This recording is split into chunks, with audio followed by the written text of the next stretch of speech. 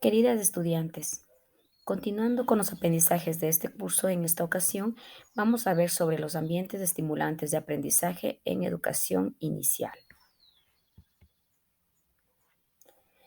Los ambientes en educación inicial. La educación inicial debe ser parte importante de las experiencias de estos primeros años de vida.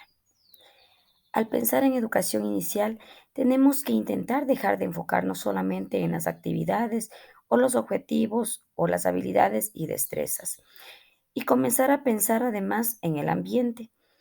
Dedicarle tiempo a organizar el ambiente y estructurarlo es necesario para que se convierta en una de nuestras herramientas más poderosas como docentes. El ambiente de un aula de educación inicial es determinante para lo que en este sitio sucede. El ambiente puede ser favorecedor, posibilitando el juego, invitar a compartir el trabajo con otros o limitar esa posibilidad.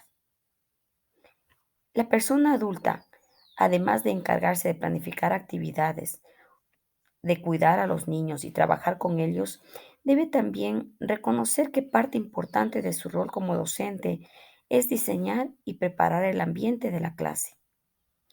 Si lo hace apropiadamente, el ambiente pasará a ser uno de los elementos centrales del programa educativo, capaz de generar por sí mismo una serie de vivencias y aprendizajes para los niños. Es importante recordar también que el aula es un espacio para aprender, pero no el único lugar. Los patios de juego, el parque de la comunidad, también son espacios donde se aprende y se disfruta de aprender.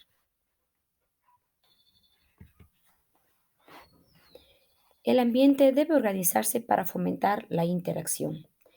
Sabemos que el niño no aprende solo, sino ante todo cuando se comunica, comparte y está junto a otros niños, pueden o no ser de su misma edad.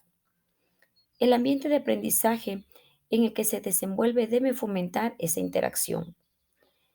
Es muy usual encontrarnos con aulas de educación inicial en las que están bancas colocadas en hilera o en columnas, de manera que no pueden verse entre ellos.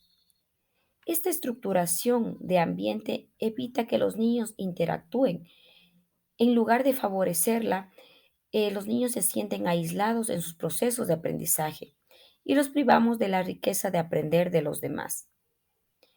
Resulta mucho más apropiado o efectivo que creemos grupos uniendo mesas, de manera que los niños puedan aprender con sus compañeros, crear ideas juntos, desarrollar su lenguaje y mejorar en sus habilidades sociales. Cuando los niños pueden sentarse con los compañeros de su elección, mejoran significativamente sus sentimientos de seguridad, autonomía y participación, lo cual enriquece su vivencia en el aula. Al momento de diseñar nuestros ambientes de aprendizaje, lo que más debe importar es el niño. La visión de la persona adulta suele ser a la que se le da más peso en estas intenciones o en estas situaciones, pero no debe ser así. A veces los docentes, por querer manejar la disciplina, erramos. Los niños deben sentirse dueños de su ambiente y para ello es necesario que los elementos que los rodean y constituyen su ambiente sean significativos para ellos. Es decir, que para que el niño tenga sentido de lo que está en su ambiente, es importante que conozca su profundidad. Las familias y la cultura deben permitir que estas características estén presentes en el ambiente.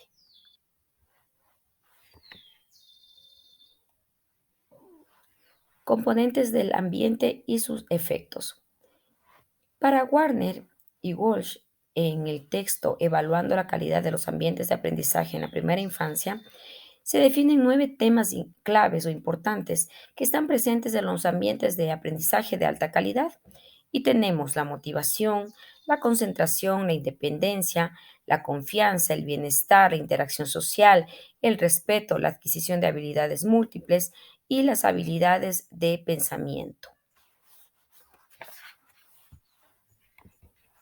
Un ambiente apropiado para educación inicial debe lograr que los niños se desenvuelvan con soltura y desarrollen los puntos antes mencionados. Un docente que insiste en tener el control no es tan efectivo su proceso de enseñanza-aprendizaje. Para poder lograr que esto sea necesario, es importante revisar la forma en que está estructurado el ambiente físico, la manera que las personas adultas lo están administrando y cómo los niños se están manejando en este.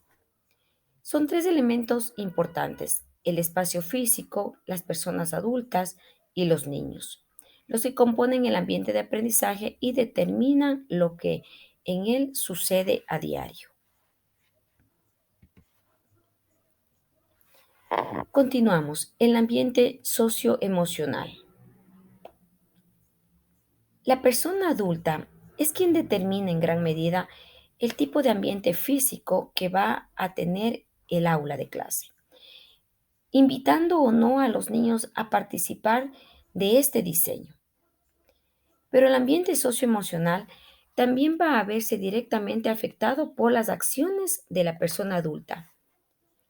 Un docente que insiste en tener siempre el control de todo lo que pasa en la clase, que se limita a dar instrucciones y transmitir información, que enseña solo lo que el currículum indica y que maneja a los niños mediante miedos y amenazas, genera en el ambiente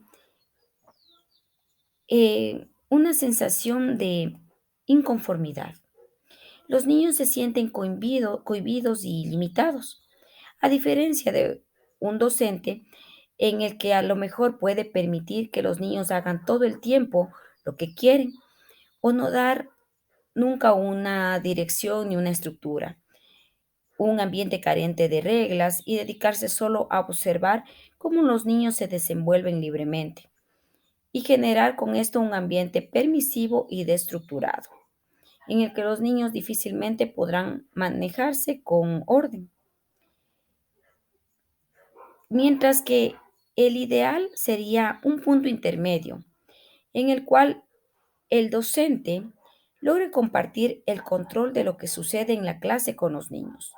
Los contenidos sean adecuados y además provengan de los intereses que ellos demuestran. Si se logra esto, si las personas adultas aprenden a observar y a orientar el juego y a valorar los procesos de aprendizaje activo, el ambiente socioemocional que se logra es de apoyo al niño y genera un escenario apropiado para aprender de verdad. Vamos a hablar de los rincones, espacios para jugar y aprender. La principal estrategia que propone la educación inicial es la creación de rincones o áreas de interés. Los rincones de la clase deben ser más que solo sitios para guardar diferentes tipos de materiales. Más bien se trata de crear espacios para jugar. Al hacerlo, los rincones empiezan a ocupar un área mayor y de más importancia en el aula. Las actividades diarias comienzan a realizarse en los rincones más que solo en mesas y las sillas. El objetivo de los rincones es apoyar los diversos tipos de juegos que los niños más disfrutan, como la construcción, la simulación, la manipulación de juguetes, de libros, de materiales de arte, el usar la imaginación. Al contar con rincones diseñados de una forma interesante para los niños, estos logran finalmente aprender y desarrollarse mediante el juego. ¿Para qué los rincones? Algo interesante en educación inicial es que las aulas de clase cuentan con rincones o también tienen áreas de rincones separadas de las aulas. Sin embargo, por lo general no aprovechan realmente ese recurso. Los rincones de nuestro medio suelen contar con pocos materiales o tener poco espacio y poco tiempo para su uso. Es desafiante el poder potenciarlos y convertirlos en rincones que cumplan por completo con su objetivo. ¿Cuál es el objetivo real de los rincones? el juego, en una sola palabra. Los estudiantes deben ir a los rincones a jugar y a través de esas oportunidades de juego, gracias al contacto con otros niños y con materiales interesantes, llegan a aprendizajes reales y significativos. Los niños deberían jugar en los rincones todos los días y el juego en rincones debería ser uno de los momentos más importantes de la jornada diaria. Es un error común el pensar que los rincones sirven para entretener momentáneamente, para que estén tranquilos mientras esperan el inicio de una actividad o si sobra tiempo al final de la jornada, llevarlos a los rincones. Por el contrario, lo apropiado es que los niños tengan la oportunidad de explorar en profundidad lo que cada rincón tiene para ofrecerlo y para ello es necesario contar con suficiente tiempo de juego. Es decir, deberíamos incorporar siempre en nuestra planificación en un momento de la jornada diaria. La duración del juego en rincones va a depender del desarrollo de los niños. Ellos indicarán cuánto tiempo necesitan. ¿Cómo usar los rincones? El juego en rincones es parte de una secuencia que no debe romperse. Se debe comenzar siempre por planear. Los niños se sientan junto a su docente y deciden qué quieren hacer en los rincones. Aquí proponen qué tipo de juego quieren realizar, con qué compañeros, con qué materiales y en qué rincón.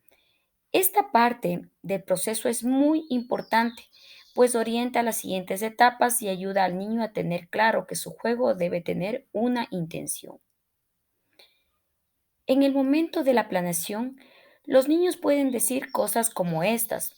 Por ejemplo, voy a preparar una sopa de queso para los bebés del rincón de la casita y me van a ayudar Pamela y yo. Y yo quiero armar una estación de bomberos con muchos bloques rojos y me voy al rincón de construcción.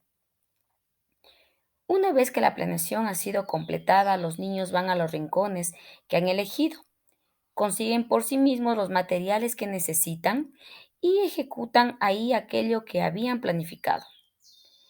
Es usual que los planes iniciales vayan modificándose un poco dependiendo de lo que suceda. Luego viene la etapa actúa. En esta se desarrollan en los diferentes rincones. Durante este momento, los niños tienen la libertad de jugar y trabajar con otros niños, experimentando con lo que los rodea y logrando por sí mismos una comprensión del mundo. Durante estos momentos de juego, los niños se involucran en experiencias que les dejan aprendizajes de verdad. Por ejemplo, inventar una historia, medir un espacio para ver si entra a la cuna de la muñeca, observar la forma en que el calor derrite el hielo o comprobar si pinto con crayón blanco sobre un papel del mismo color, no se puede ver lo que dibujo. Estas vivencias les aportan conocimientos reales que por haberse adquirido de una forma divertida y activa, motiva a los niños a continuar investigando y descubriendo. Y finalmente, una vez que han hecho realidad sus planes en los rincones, llega la etapa revisa. Es el cierre del proceso. Los niños vuelven a reunirse y ponen en palabras aquello que hicieron en el momento anterior. Comentan a sus compañeros y con su docente lo que vivieron, lo que lograron, los problemas que encontraron. Por ejemplo, estaba en el rincón de los cuentos con Andrés, vimos un libro grande con fotos de animales. Una página del libro se salió con goma, no pudimos pegarla y Andrés buscó cinta y la volvimos a pegar. La cinta funciona mejor que la goma. Ejemplos de lo que podrían manifestar los niños. La persona adulta en los rincones. Mientras todo el proceso anterior se da, el docente tiene también un rol importante de gran necesidad, pues participa apoyando el juego de los niños. No les dice qué hacer ni cómo solucionar los problemas que encuentran, sino que hace comentarios y preguntas que ayudan al niño a comprender sus procesos, a encontrar respuestas, a experimentar y sacar conclusiones. Se involucra en los juegos y su participación en el juego enriquece los procesos de aprendizaje y también la relación afectiva que existe entre ellos. El verdadero juego en rincones va mucho más allá de dar a los niños un momento de distracción.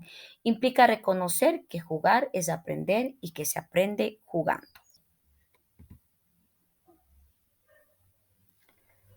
Lo que los niños deben aprender. El desarrollo incluye dos grandes dimensiones, la normativa y la dinámica. La dimensión normativa se refiere a todas las capacidades y limitaciones que se consideran típicas de una determinada edad en los niños. Por ejemplo, el niño camina entre los 11 y 15 meses de edad. En cambio, en la dimensión dinámica se refiere a que el niño va cambiando y evolucionando gracias a sus experiencias y la interacción con el entorno. Estas dos dimensiones de desarrollo humano tienen relación con el proceso de aprendizaje, puesto que debemos preguntarnos, ¿podemos exigir a los niños que cumplan ciertas actividades en su ambiente de aprendizaje solo porque ya están en capacidad de hacerlo? ¿Es el poder hacer suficiente razón para considerar que eso que se hace es valioso, interesante, beneficioso para el niño? Por ejemplo, en el aprendizaje de las letras. Un niño de 2 años puede probablemente repetir y identificar vocales, pero ese no es motivo suficiente para obligar a todos los niños de su edad a hacerlo. Este aprendizaje va a contribuir a su desarrollo integral. Por ello es necesario preguntarse, ¿qué deben hacer los niños para contribuir mejor a su desarrollo y aprendizaje que en el largo plazo?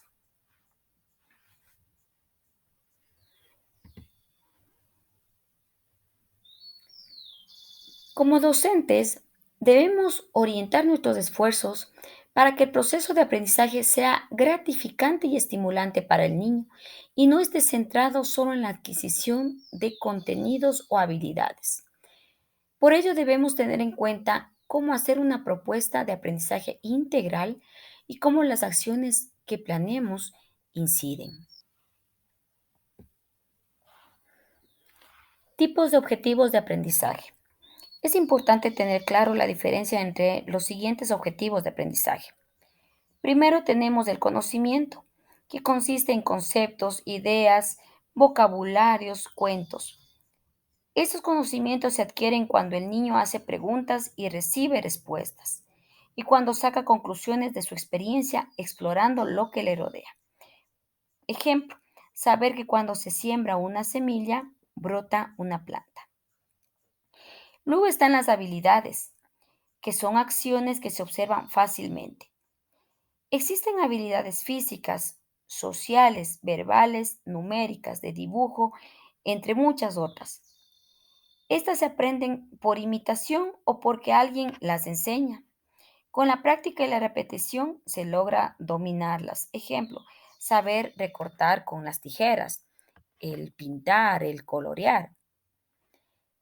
También están las actitudes, que son maneras de pensar o formas de reaccionar en ciertas situaciones. Las actitudes no se aprenden porque alguien te las enseña, sino más que nada se adquiere al estar rodeado por personas que tienen esas actitudes. Al usarlas efectivamente y con frecuencia, se las logra fortalecer.